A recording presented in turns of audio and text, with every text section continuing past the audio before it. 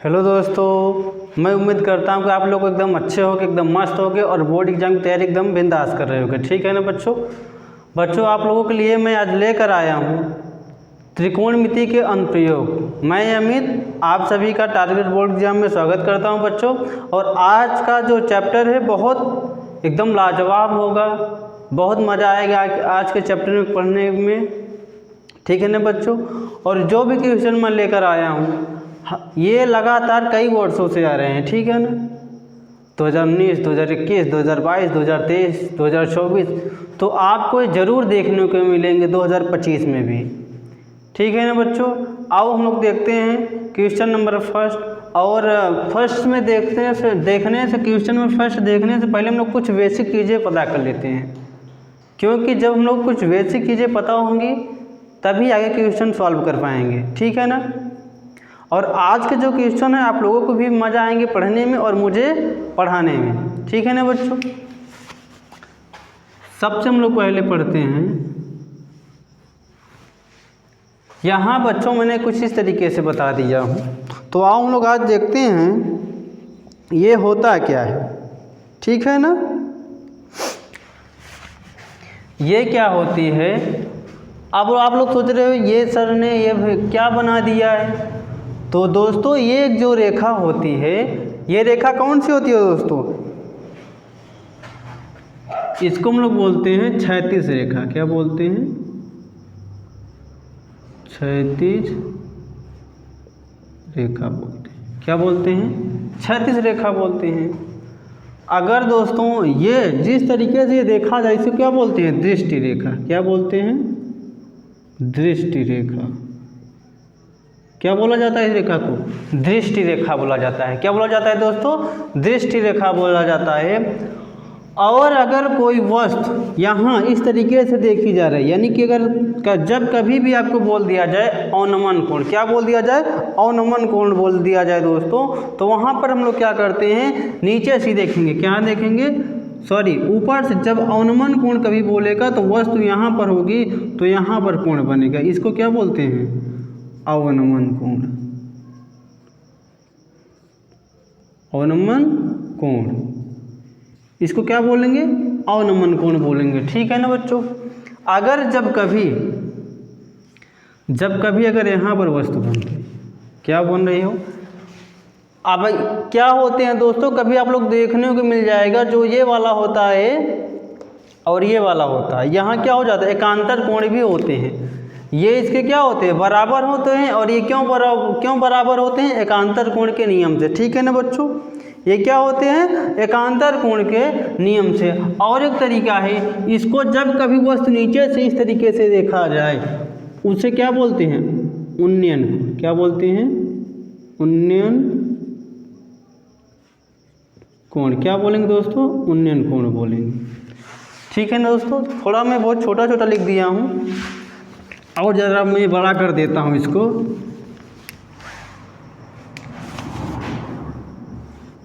इसको क्या बोलते हैं, उन्नयन कोण बोलते हैं बच्चों। और इसको क्या बोलेंगे, जब कभी वस्तु नीचे से देखा, इसे क्या बोलते हैं, दृष्टि रेखा। दृष्टि रेखा। इसको क्या बोलते हैं, इसको भी क्षैतिज रेखा बोलेंगे, क्षैतिज रेखा। इसको भी क्षैतिज रेखा बोलेंगे, इसको भी क्षैतिज रेखा बोलेंगे। और जब कभी वस्तु यहाँ पर रखी हो, इसको देखेंगे, ऊपर से देखेंगे नीचे की ओर, तब क्या होगा, अवनमन कोण। ये क्या हो जाता है बच्चों, अवनमन कोण। अवनमन कोण क्या होता है, अवनमन कोण होता है। ये कौन सा होता है, उन्नयन कोण होता है। आई होप कि बच्चों आप लोग इतना बहुत अच्छे से समझ में आया होगा। ठीक है। अब क्वेश्चन नंबर हम लोग फर्स्ट देखते हैं। आप लोग समझ गए हो कौन सा अवनमन होता है, कौन सा उन्नयन कोण होता है। एक छोटा सा क्वेश्चन दिया गया है बच्चों, ये आपको कभी 1 नंबर में या 2 नंबर में मिल जाएगा। ठीक है ना। दिया यह गया है, किसी मीनार की ऊंचाई 10 मीटर है। कितना है, किसी मीनार की ऊंचाई 10 मीटर है जब सूर्य का उन्नयन कोण 45 अंश हो। हम लोग एक बार क्वेश्चन को रिपीट कर लेते हैं। जब सूर्य का उन्नयन कोण 45 अंश हो तो मीनार की छाया की लंबाई पर क्या होगा, यह क्या होगी, यहाँ पर क्या होगा, क्या होगी। ठीक है दोस्तों, हम लोग एक मीनार बना लेते हैं। ठीक है। और बोला किसी मीनार की ऊंचाई 10 मीटर, ये यहाँ से यहाँ तक की कितना है 10 मीटर, ठीक है ना दोस्तों। जब सूर्य का उन्नयन कोण, अभी हमने आपको बताया उन्नयन कोण मतलब कहाँ से, नीचे से उन्नयन कोण पता है, आप चाहे इस तरफ बना सकते हो, इस तरफ, दोनों तरफ बना सकते हो, ठीक है ना। उन्नयन कोण बोल रहा है, अगर अवनमन कोण बोलता तो इस तरीके से हम लोग बनाते हैं, यहाँ से बनता तब यहाँ बन जाता, ठीक है ना। और सूर्य कहाँ पर, इसकी परछाई आ रही है, सूर्य का उन्नयन कोण कितना बन रहा है 45 अंश, तो ये मान लेते हैं हम लोग 45 अंश। वस्तु यहाँ पर उन्नयन कोण कहाँ बन जाएगा, यहाँ हो जाएगा 45, ठीक है ना। तो मीनार की छाया की लंबाई ज्ञात कीजिए, इसकी मीनार की जो छाया है इसकी लंबाई निकालने को पूछ रहा है कि यहाँ से यहाँ तक इसकी लंबाई कितना हो जाएगी, ठीक है। हम लोग निकाल लेते हैं दोस्तों, इसको मान लेते हैं ए, बी नामकरण कर लेते हैं सी, ठीक है ना बच्चों। हम लिखते हैं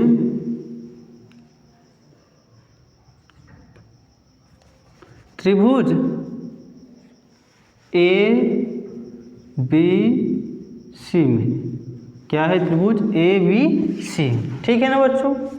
अब यहाँ पता है थीटा का मान कितना दिया गया है 45 दिया गया है, तब लिखो यहाँ पर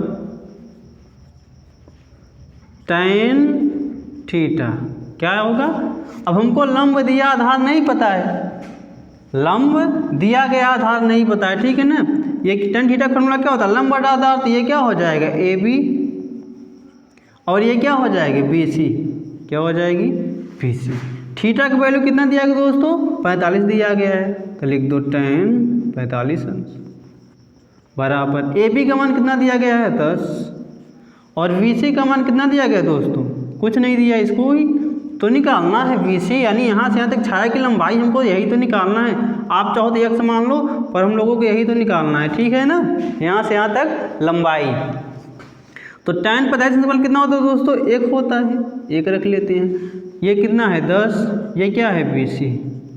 अब बी सी इस तरफ गुणा में, भाग में है दोस्तों, इस तरफ जाएगा तो गुणा में, तो क्या हो जाएगा बी सी बराबर 10 मीटर हो जाए, क्योंकि मीटर में दिया गया वैल्यू, तो ये भी क्या हो जाएगा मीटर, यानी यहाँ इसकी जितनी हाइट है उतनी छाया की भी लंबाई आ गई थी, ठीक है ना दोस्तों।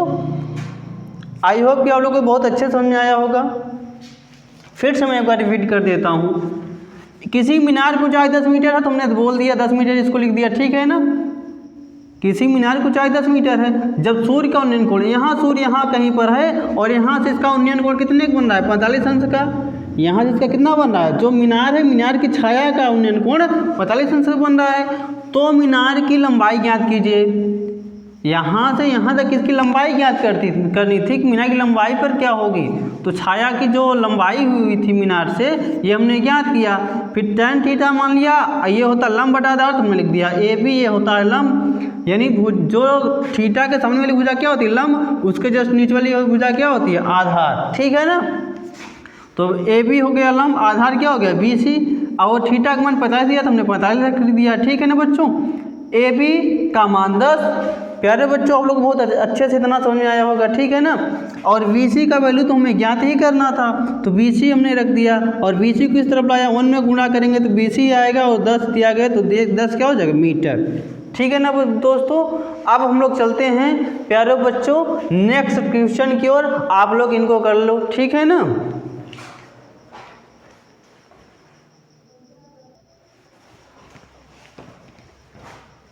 और दोस्तों हम लोग देखते हैं क्वेश्चन नंबर 2 दिया गया है, किसी पेड़ की छाया उसकी, यहाँ 2 बार लिख गया है, ठीक, उसकी ऊंचाई से √3 गुनी है, यानी कि √3 गुनी है, सूर्य के उन्नयन कोण का मान होगा। यहाँ पर क्या पूछ रहा है दोस्तों, सूर्य के उन्नयन कोण का मान होगा, ठीक है।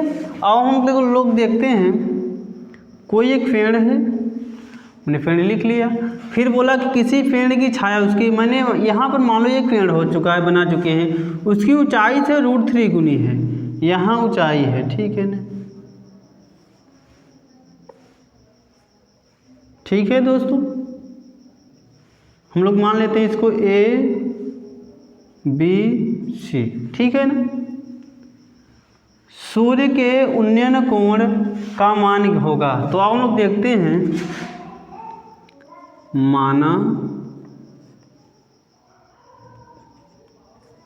माना पेड़ की ऊंचाई, माना बच्चों हम लोग माना पेड़ की ऊंचाई यक्स मीटर है। क्या है? X metre. यहाँ से यहाँ तक की इसकी ऊंचाई हम लोग क्या मान ले रहे हैं? यक्स। ठीक है ना बच्चों?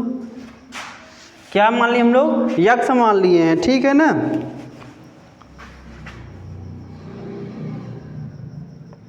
सूर्य का उन्नयन कोण क्या मानेंगे बच्चों हम लोग? थीटा है। यहाँ हम लोग क्या लिख देंगे? थीटा। उन्नयन कोण मतलब नीचे बनेगा। ठीक है ना? उन्नयन कोण थीटा है। तो क्या पूछ रहा है? उन्नयन कोण का मान होगा, मतलब थीटा का मान यानी वैल्यू पूछ रहा है। ठीक है? और लोग देख और बोला है ऊंचाई से √3 गुनी, अगर इसको हमने यक्स माना हूँ तो यहाँ यक्स √3 हो जाए, क्योंकि √3 गुनी है, जितना ऊंचाई उसके √3 गुनी हो जाएगी क्या? उसकी छाया। तो छाया यही बनेगी। ठीक है ना? यहाँ कहीं पर सूर्य होगा, छाया ये बनेगी, तो ऊंचाई ये हुआ, इसके √3 गुनी हो जाएगी क्या? यक्स के। ठीक है ना बच्चों? तब आप लोग ये भी लिख सकते हो, AB बराबर यक्स, BC बराबर यक्स √3। ठीक है ना? अतः त्रिभुज ABC में, कौन सा त्रिभुज ABC में हम लोग लेते हैं tan थीटा बराबर क्या हो जाएगा? AB लंब है, AB अपान ये क्या हो जाएगा? BC। क्या हो जाएगा बच्चों? समझ में आया ना इतना प्यारा बच्चों? अब और देखते हैं हम लोग tan थीटा का मान थीटा दिया गया है, AB का मान हम लोग क्या माने हैं दोस्तों? यक्स। ठीक है ना प्यारे बच्चों? और बच्चों BC का मान क्या है? यक्स √3। मैं उम्मीद करता हूँ कि बच्चों आप लोग इतना बहुत आसान से समझ लिए होगे। ठीक है ना? हम लोग आज एकदम आराम से समझेंगे।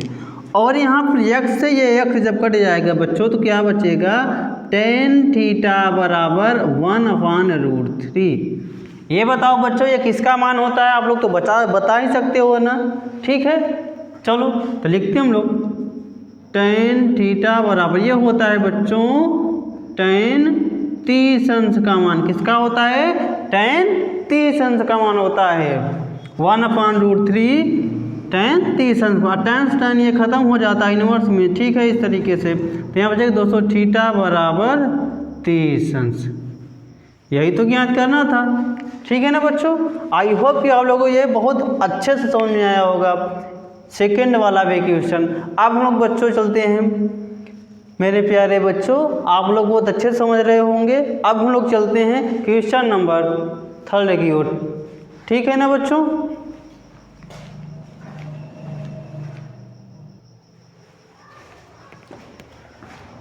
ठीक है दोस्तों, ये क्वेश्चन दोस्तों बहुत लाजवाब है, बहुत वेरी इंपॉर्टेंट क्वेश्चन है दोस्तों। ये आपको देखने को मिल जाएगा 2018, 2020, 2023, ये लगातार कई वर्षों से आ रहा है। ठीक है दोस्तों? तो ये बहुत इंपॉर्टेंट क्वेश्चन है दोस्तों, आप लोग इसको बहुत अच्छे से हल करना। ठीक है ना? अब हम लोग देखते हैं, बहुत महत्वपूर्ण क्वेश्चन है आप लोगों के लिए, बोर्ड एग्जाम के लिए। अब हम लोग पढ़ते हैं। क्वेश्चन ये दिया गया है दोस्तों, दिया गया है कि समुद्र तल से 75 मीटर ऊंची लाइट हाउस के शिखर से देखने पर 2 समुद्री जहाज़ों का अनुमान कोण 30 अंश तथा 45 अंश हो। यदि लाइट हाउस के एक ही ओर एक जहाज दूसरे जहाज के ठीक पीछे हो तो 2 जहाज़ों के बीच की दूरी ज्ञात कीजिए। ठीक है दोस्तों? एक लाइट हाउस है, वो कितने मीटर का है? 75। एक लाइट हाउस है 75 मीटर ऊंची है, लिख लो 75 मीटर ऊंची। ठीक है? यदि लाइट हाउस की एक ही ओर एक जहाज दूसरे जहाज के ठीक पीछे, मतलब लाइट हाउस यहाँ पर है, क्या है, एक यहाँ पर समुद्र तल की ऊंचाई पर लाइट हाउस, कोई लाइट हाउस है दोस्तों 75 मीटर की, कितने, उसकी ऊंचाई कितना है 75 मीटर है, और एक ही बन रहे हैं दोनों जहाज़ों की, जो यदि लाइट हाउस के एक ही और एक जहाज दूसरे जहाज के ठीक पीछे हो तो मतलब दोनों एक ही ओर हैं, ठीक है ना। और दोस्तों कितने अंश का बन रहा है, 30 अंश क्या बन रहा है, अवनमन कोण, क्या बन रहा है, अवनमन कोण बन रहा है बच्चों, ये ध्यान देना। मैंने बताया था कि अवनमन कोण जब कभी भी बनेगा तो यहाँ से मान लो कोई लाइट हाउस है, ठीक है ना, इसका अवनमन कोण बन रहा है। और ये भी आप लोगों को पता होना चाहिए बच्चों कि जब जो सबसे यानी बड़े कोण होते हैं इसके पास में बनते हैं, जितना छोटा होता चला जाएगा उतनी दूरी पर बनता चला जाएगा, ठीक है ना। तो कितना बन रहा है 30 अंश, क्या बन जाएगा ये 30 अंश। जब यहाँ 30 अंश होगा तो यहाँ भी कितना होगा 30 अंश होगा।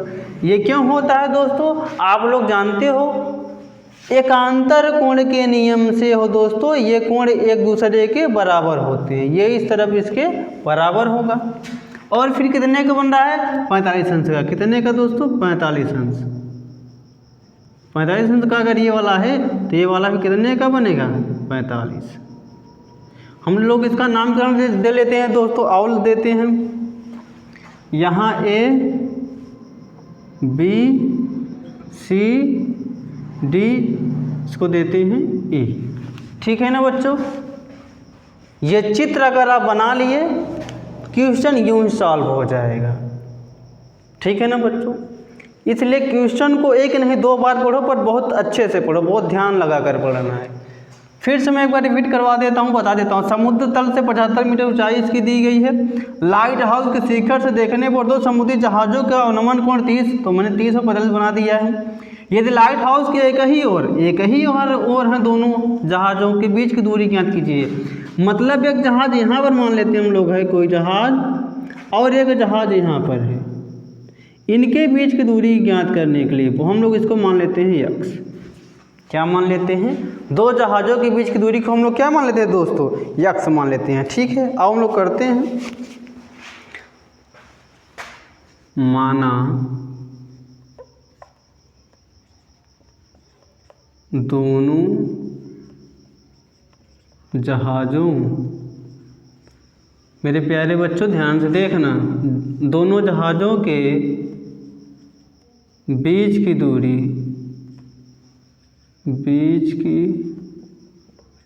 दूरी, यक्स मीटर है, क्योंकि ये मीटर में दिया गया है तो ये भी मीटर में होगा, ठीक है ना बच्चों। अब हम लोग जानते हैं, पहले हम लोग निकालते हैं बच्चों, देखो और ध्यान से देख लेते हैं क्या निकालते हैं। त्रिभुज हम लोग निकाल लेते हैं ए बी सी से, क्या से, या सी बी ए लिख लो, चाहे ए बी आप सी लिख सकते हो, ठीक है ना। अब हम लोग निकालते हैं, चलो त्रिभुज ये वाला सबसे पहले हम लोग निकाल लेते हैं, ठीक है ना। त्रिभुज ए बी सी में, या आप लोग लिखना चाहो तो सी बी ए बी लिख सकते हो, ठीक है ना। त्रिभुज ए बी सी में tan थीटा बराबर, ये लंब का मान क्या दिया गया ए बी, ये क्या हो जाएगा बी सी, क्या होगा बी सी, ठीक है ना। थीटा का वैल्यू कितना दिया गया है बच्चों 45, यहाँ रख लो tan 45 अंश बराबर ए बी का बच्चों क्या दिया गया मान 75 रख लेते हैं। बी सी का मान पता है दोस्तों, बी सी का मान क्या दिया गया है, आप लोग क्या रखोगे यहाँ पर, बी सी का मान नहीं दिया गया, हम लोग बी सी का मान निकालेंगे, ठीक है ना बच्चों। 10 × कितना होता है 1 बराबर 75, ठीक है ना बच्चों। अब क्या हो जाएगा बटे ये बी सी इस तरफ भाग में इस तरफ आएगा तो गुणा में, ये हो जाएगा बी सी बराबर 75, किसका मान आ चुका है, ये बी सी का मान आ चुका है ना बच्चों। मैं उम्मीद करता हूँ बच्चों आप लोग इतना बहुत बहुत आसान से बहुत ज़बरदस्त एकदम मस्त तरह समझ में आ रहा होगा, ठीक है ना। अब हम लोग देखते हैं त्रिभुज, कौन सा त्रिभुज देखेंगे। अब हम लोग त्रिभुज 45 अंश वाला हो चुका है, अब निकालेंगे हम लोग कौन सा दोस्तों, ए। अब ये वाला देखेंगे, कौन सा, ये वाला त्रिभुज देखना। तो अब हम लोग देखते हैं तब त्रिभुज ACD से अगर आप लोग लिखना चाहो तो ए यहाँ सी क्या हो जाए, सी नहीं होगा, पूरा पूरा यहाँ तुम लोग लेंगे, ABD से ले सकते हो या तो DBA से लिख सकते हो, ठीक है दोस्तों। ये नहीं लिखना है क्योंकि हम यहाँ से यहाँ तक नहीं बनेगा, आप चाहे ADB लिख लो या DBA लिख लो, ठीक है ना बच्चों। और लोग हम लोग देखते हैं ABD, आप लोग लिखना चाहो तो लिख सकते हो ना DBA, ठीक है ना, या फिर हम लोग लिख ही देते हैं DBA, ठीक है ना। में आप देखते हैं tan थीटा बराबर लंब में क्या है, AB दिया गया है, आधार क्या दिया गया है दोस्तों, यहाँ से यहाँ आपको सब लेना है, ठीक है ना। क्या हो जाएगा BC प्लस ये क्या है CD, ठीक। अब ये tan थीटा का मान क्या दिया गया दोस्तों, 30 अंश दिया, यहाँ रख लो कितना, tan 30 अंश बराबर AB का वैल्यू कितना दिया गया दोस्तों, 75 BC का मान हम लोग अभी निकाले हैं बच्चों, क्या निकाले हैं 75, तो यहाँ क्या रखोगे 75 प्लस CD का मान क्या है दोस्तों, हम लोग क्या माने x, रख लो x, ठीक है ना। tan थीटा यानी tan 30 अंश का मान क्या होता है, 1/√3 होता है बराबर। अब यहाँ लिख लो फिर क्या हो जाएगा 75/75 प्लस x, ठीक है ना बच्चों। अब हम लोग क्या कर लेंगे, इनका तिर्यक गुणा कर लेंगे, क्या कर लेंगे बच्चों, तिर्यक गुणा कर लेंगे। तो ये इसका यहाँ पे गुणा हो जाएगा तो हो जाएगा 75 प्लस x बराबर, ये भाग में सब जाएगा गुणा में हो जाएगा 75√3, ठीक है ना बच्चों। मेरे प्यारे बच्चों आप लोग इतना बहुत एकदम आसान से समझ में आ गया होगा, ठीक है ना। अब हम लोग 75 इस तरफ प्लस में उस तरफ ले चलते हैं, माइनस में हो जाएगा तो x बचेगा, क्या बचेगा x, तो इस तरफ है 75√3, ये प्लस में सब जाएगा तो -75, तो x बराबर क्या आएगा 75, हम लोग कामन लेंगे 75 कामन लेंगे तो बचेगा √3 - 1। यहाँ से यहाँ तक दो जहाज़ों के बीच की दूरी पूछ रहा था ना दोस्तों, अब दोनों जहाज़ों के बीच की दूरी क्या आ चुका है 75√3 - 1, ठीक है दोस्तों। आई होप कि आप लोग इतना बहुत अच्छे से समझ में आ गया होगी, लेकिन आप लोग लिख लो चूँकि दोनों जहाज़ों के बीच की दूरी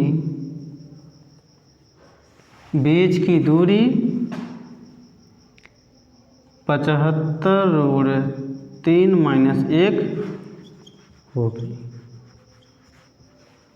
आई होप कि आप लोग ये क्वेश्चन बहुत समझ में आया, कम से कम दोस्तों ये 4 नंबर में आता है, कितने पूरे 4 नंबर के लिए आता है। तो आप लोग इनको एक से नहीं कई बार सॉल्व करना, हल करना। आई होप कि बहुत अच्छे से समझ में भी आया होगा। आप लोग ये क्वेश्चन कर लो, अब हम लोग चलते हैं नेक्स्ट क्वेश्चन को, ठीक है ना दोस्तों।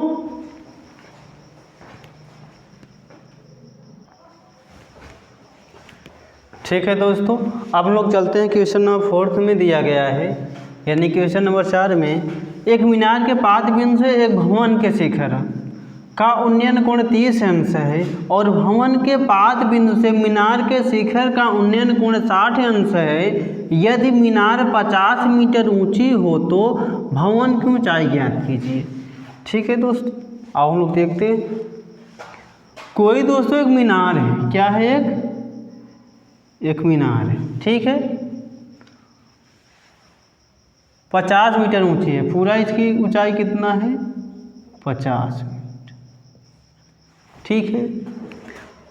बोल रहा है एक मीनार के पाद बिंदु से, मीनार के पाद बिंदु से एक भवन का शिखर कोण, कोई एक भवन भी दिया गया है दोस्तों, कोई एक भवन भी दिया गया है, ठीक है ना।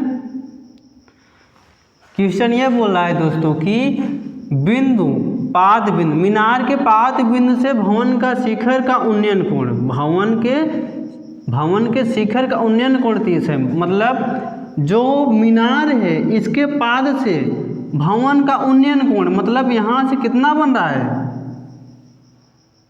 30 अंश का। कितने अंश का दोस्तों 30 अंश का। एक बार फिर से आप लोग समझ लो, एक मीनार के पाद बिंदु, मीनार के पाद मतलब निचला भाग, जो सबसे नीचे यानी निचला वाला भाग, ठीक है ना दोस्तों। पाद बिंदु से शिखर का उन्नयन कोण, शिखर का उन्नयन कोण, शिखर का उन्नयन कोण मतलब ये शिखर जो भवन है इसके शिखर मतलब उचले भाग से उन्नयन कोण कितना बन रहा है 30 अंश।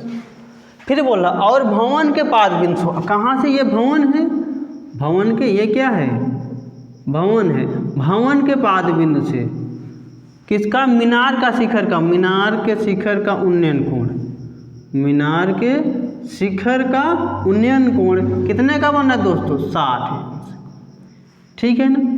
इसका हम लोग नामकरण कर देते हैं A B C D, ठीक है ना दोस्तों। ये मीनार है, ये भवन है, ठीक। अब एक बार फिर से हम लोग पढ़ लेते हैं। उन्नयन कोण 60 है, यदि मीनार का 50 मीटर ऊंची हो तो भवन की ऊंचाई ज्ञात कीजिए। यानी यहाँ से यहाँ तक की हम लोगों को दूरी ज्ञात कर, इसकी ऊंचाई ज्ञात करनी, ठीक है ना। चलो आओ हम लोग समझ लेते हैं यानी सॉल्व करते हैं, ठीक है। उससे पहले हम लोग ज्ञात करेंगे, ठीक। ये आप लोग मान भी सकते हो, क्या मानोगे दोस्तों एच मान लोगे, क्या मानोगे एच मान सकते हो। ऊंचाई बोल रहा है तो एच ही मान सकते हो आप लोग, ठीक है ना। चलो यहाँ से हम लोग इसको एच मान लेते हैं क्योंकि ऊंचाई या एक्स भी कोई फर्क नहीं पड़ता है, ठीक है ना। चलो हम लोग देखते हैं।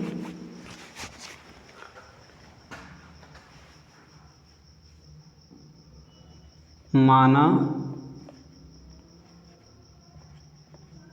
भवन की ऊंचाई h मीटर है, ठीक है। हम लोग सबसे पहले देखेंगे त्रिभुज, यहाँ देखेंगे ए बी सी से, कहाँ से त्रिभुज ए बी सी में, ठीक है ना। ए बी सी में हम लोग ये वाला त्रिभुज देख रहे हैं, कौन सा मीनार वाला, भी भवन वाला नहीं देख रहे हैं, ठीक है। ये ठीक, तब हो जाएगा tan थीटा बराबर लंबा क्या है बी सी है, क्या है बी सी है, और इस यहाँ से यहाँ तक की इसकी क्या है आधार ए बी, ठीक है। थीटा का वैल्यू कितना दिया गया है 60 अंश, tan 60, बी सी कितना दिया गया है दोस्तों 50 मीटर, ए बी का मान नहीं पता है, ठीक है ना। अब tan 60 अंश मान क्या होता है √3 होता है, √3, 50 है तो 50 ही रख लो, ए बी है तो ए बी रख लो, ठीक है ना। अब हम लोग कर लेते हैं √3 को इस तरफ लाते हैं और ए बी को इस तरफ ले चलते हैं, ठीक है ना बच्चों, ठीक है।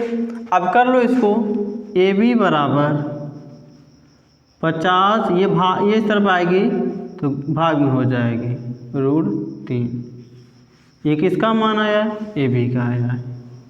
अब हम लोग आगे करते हैं बच्चों, ठीक है। आगे ये करना है, यहाँ पर क्या दिया गया है, चलो आओ कर लेते हैं। अतः त्रिभुज क्या है, अतः त्रिभुज हम लोग देखेंगे अब यहाँ से बी ए डी से, कहाँ से बी ए डी से, त्रिभुज B A D, B A D, ये आप लिख सकते हो, डी ए बी भी लिख सकते हो, ठीक है ना। तब हो जाएगा tan, क्या हो जाएगा मेरे प्यारे बच्चों, आप लोग बहुत आराम से समझ में तो आ रहा होगा ना, एकदम आराम हम लोग पढ़ा रहे हैं। tan ये क्या हो जाएगा थीटा बराबर लंब, यहाँ पर क्या हो जाएगा ए डी, क्या हो जाएगा ए डी, यहाँ से यहाँ तक क्या हो जाएगा A B, Aadhaar A B, ठीक है ना बच्चों। टेन थीटा का मान यहाँ क्या हो जाएगा, टेन 60 सॉरी ये टेन कितना हो जाएगा 30 अंश, क्या हो जाएगा 30 अंश। ए डी का मान नहीं पता है, ए बी का मान आपको पता है कितना, अभी हम लोग निकालें ए बी का मान क्या 50/√3, 50/√3, ठीक है ना दोस्तों। ये टेन किसका मान होता है, टेन 30 अंश का मान क्या हो जाता है 1/√3, 1/√3 बराबर, ये रूट कहाँ चला जाएगा ऊपर, हम लोग यहाँ से लिख लेते हैं 1/√3, रूट ऊपर चला जाएगा तो आएगा √3AD अपान 50, ठीक है ना बच्चों। अब हम लोग क्या कर लेते हैं, तिर्यक गुणा कर लेते हैं, क्या कर लेते हैं, तिर्यक गुणा कर लेते हैं। चलो आओ, इसका इस तरफ इसका इस तरफ, तो ये हो जाएगा 50 बराबर रूट का गुणा यहाँ हो जाएगा √3 × √3AD, ये हो जाएगा 50 बराबर 3 √3 का √3 में गुणा हो जाएगा 3, क्या आ जाएगी AD, या फिर आप AD को H माने हो तो यहाँ आप क्या लिख सकते हो, H लिख सकते हो, ठीक है ना बच्चों। H माने तो H लिख देना, नहीं तो नहीं, कोई ज़रूरी नहीं है, ठीक है ना। अब 3 को इस तरफ लाओ, ये गुणा में इस तरफ आएगा तो भाग में हो जाएगा 50/3 बराबर H, काट दो इसको, 3 से भाग दे लो, कितनी बार जाएगा 3 क्रम 3, इसको 3 × 18, फिर जाएगा कितनी बार जाएगा, फिर वो 2 बचेगा तो फिर वही कितनी बार जाएगा, फिर 3 एकनम 3, 3 × 18 2, फिर यही जाएगा 6 बार मीटर, ठीक है दोस्त। आई होप कि आप लोग बहुत अच्छे से समझ में आया होगा, ये एकदम आराम से एकदम मस्त से, ठीक है ना बच्चों। अब लोग चलते हैं अगले क्वेश्चन की ओर, ठीक है चलो।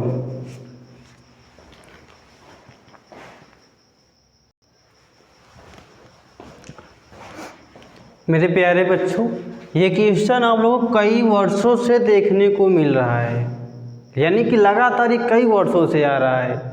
वेरी वेरी मोस्ट क्वेश्चन है दोस्तों, आप लिख कर रख लो, अगर नहीं आना तो बताना कि अमित सर, मैं अमित सर से अपना नाम चेंज कर दूंगा कि अमित सर ऐसे बोलते हैं, ऐसे पढ़ाते हैं, आप लोग कैसा बोल सकते हो, कह सकते हो, जो नहीं तो ठीक है।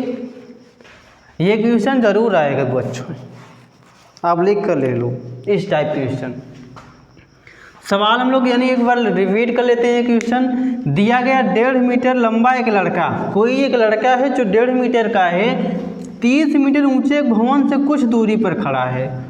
कोई एक भवन है जो 30 मीटर का है, उससे कुछ दूरी पर खड़ा है। जब वह ऊंचे भवन की ओर जाता है, मतलब जब भवन ऊंचे भवन के पास में जाता है, तब उसकी आंख से भवन का शिखर का उन्नयन कोण, तब उसके आंख से जो शिखर का उन्नयन कोण बनता है दोस्तों 30 से 60 हो जाता है। बताइए कि वह भवन की ओर कितनी दूरी तक चलकर गया। ठीक है ना बच्चों, क्वेश्चन तो बहुत लाजवाब क्वेश्चन है। अब हम लोग देखते हैं, सबसे पहले बनाते हैं 1.5 मीटर का लंबा एक लड़का है। क्या है? 1.5 मीटर लंबा एक लड़का है। ठीक है, ऊंचे भवन से कुछ दूरी पर खड़ा है, वो भी ठीक है। जब वह ऊंचे भवन की ओर जाता है, कोई एक भवन है, कोई एक ऊंचा भवन है। थोड़ा मुझसे टेढ़ा हो जा रहा है यार। क्या है बच्चों? ऊंचा एक भवन है। ठीक,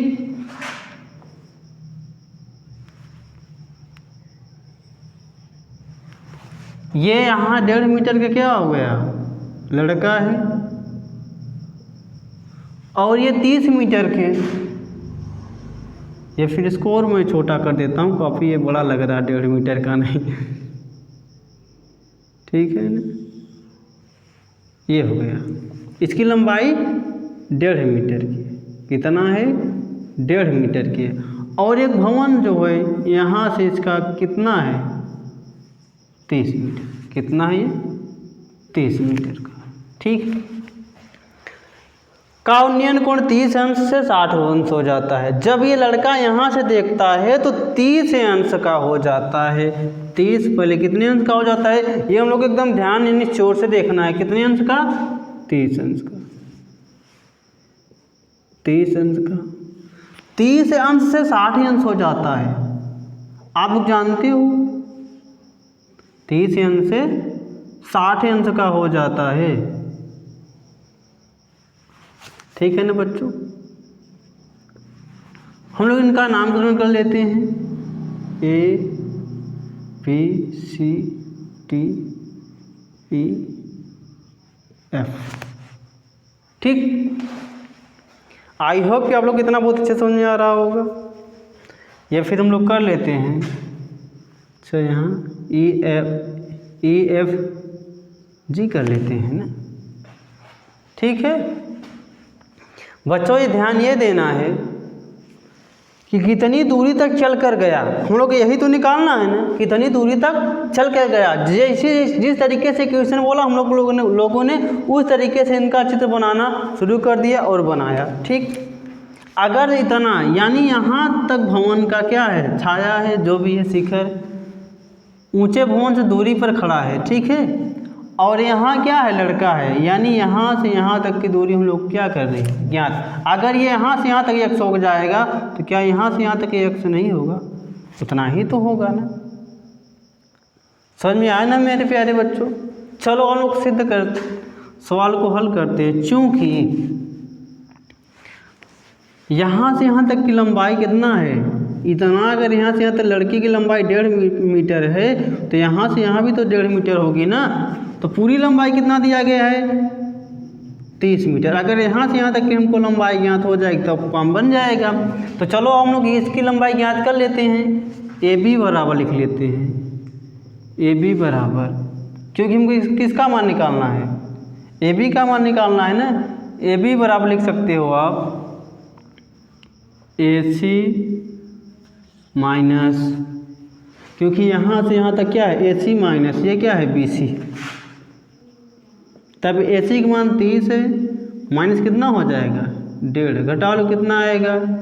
अगर यहाँ हम लोग घटाएंगे तो आएगा ये 28.5 मीटर। कितना आएगा, 28 मीटर। ठीक है ना बच्चों। तब त्रिभुज हो जाएगा, त्रिभुज हम लोग पहले लेते हैं, कौन सा ले लेते हैं, ये ए बी जी से, ए बी जी से, त्रिभुज ए बी जी से। ठीक है ना बच्चों, आई होप कि आप लोग इतना बहुत आसान से, बहुत ईजी से समझ में आया होगा। ठीक है ना। अब हम लोग देखते हैं यहाँ पर ये क्या हो जाएगा, ये हो जाएगा tan थीटा बराबर लंब क्या है दोस्तों, ए बी, ए बी, आधार क्या हो जाएगा, बी जी। ठीक है ना। अब हम लोग देखते हैं थीटा का मान कितना दिया गया दोस्तों, 60, tan 60। ए बी का मान कितना दिया गया है, हम लोग अभी निकाले हैं ए बी का मान, ये कितना 28.5, 28.5। बी जी का मान तो नहीं पता, निकालना है। tan 60 अंश का मान होता है √3, बराबर ही हो जाएगा 28.5 बटे बी जी। क्या हो जाएगा, बी जी। बी जी को इस तरफ लाओ, ये हो जाएगा बी जी इस तरफ आएगा तो ये हो जाएगा 28.5 बटे √3। जब कभी भी मैं हर में कोई संख्या, अगर बच्चों हर में कोई भी संख्या अगर रूट में आ जाए तो हम लोग उनके क्या करते हैं, परमेयीकरण, उनका क्या कर देते हैं, परमेयीकरण कर देते हैं। ठीक है। यहाँ हो जाएगा, क्या हो जाएगा, बी जी बराबर 28.5 इंटू √3, √3 इंटू √3, ऊपर नीचे √3 का क्या कर देंगे, गुणा कर देंगे, तो ये आएगा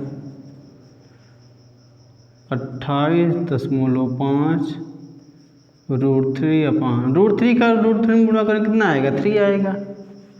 काट लो, अभी ये कट रहा है, 3 से काट दो इसको, कितनी बार जाएगा, 3 सत्ते 3 9 27 होता है, 0.3 बचे 15√3, किसका मान आ चुका है, पीसी का।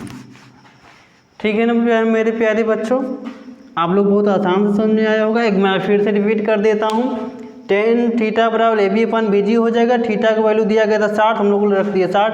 AB का मान अभी हम लोगों ने निकाला 28, ये तो 28 रख दिया। BG का मान निकालना था, BG को tan 60/√3 होता रख दिया, और ये होता है जो पहले से दिया उसको हमने फिर से उतारते, BG को इस तरफ लाया और √3 को इस तरफ।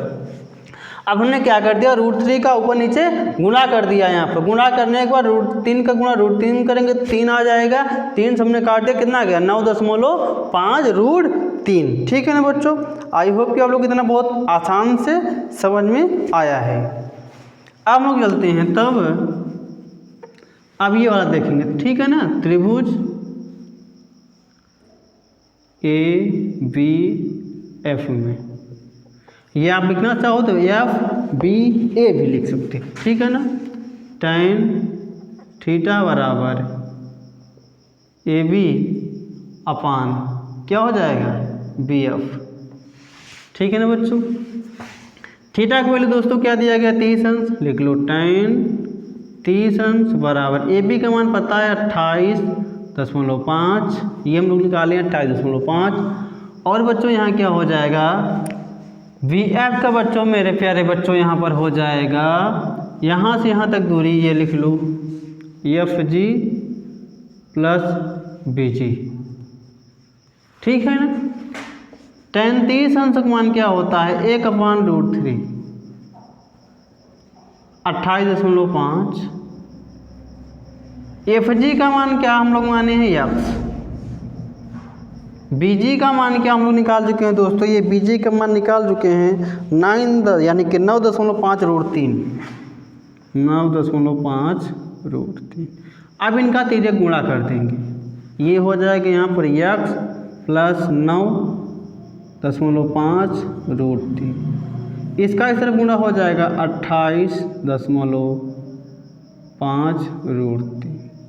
ठीक है ना बच्चों, अब यक्स का मान निकालना है तो इसको उस तरफ ले जाएंगे, तो ये हो जाएगा यक्स बराबर 28.5√3 माइनस, ये प्लस में उस तरफ जाएगा तो माइनस में 9.5√3, ये घटा लो रूट, यहाँ क्या हो जाएगा 5 में 5 जाएगा 0 हो जाएगा, इसको घटाएंगे कितना